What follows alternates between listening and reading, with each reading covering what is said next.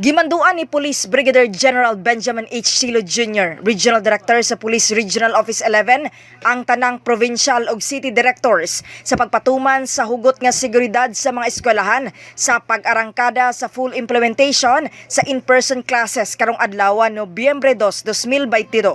Matud ni Silo, andam na ang tanang pulis para magsiguro sa safety ug security sa kada eskwelahan sa face-to-face classes.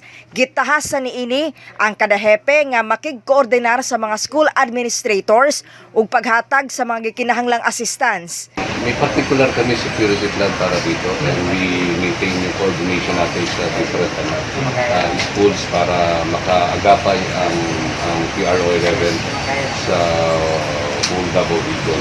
Daghang mga pulis ang ipang-deploy ug magpatrolya sa kada eskwelahan aron daling makaresponde ug matabangan ang mga magtutudlo, estudyante ug mga ginikanan. Matod sa Department of Education, magsugod karong adlaw Nobyembre 2, 2022 ang full implementation sa in-person classes sa mga pampublikong eskwelahan. Samtang gihatagan ang mga pribadong eskwelahan og option kung buot nilang ipadayon ang blended learning modality. Kasama mo sa balita ug serbisyo publiko, reaching millions nationwide and worldwide for 70 years, Radyoman Aimee Ginita, Tatak RMN.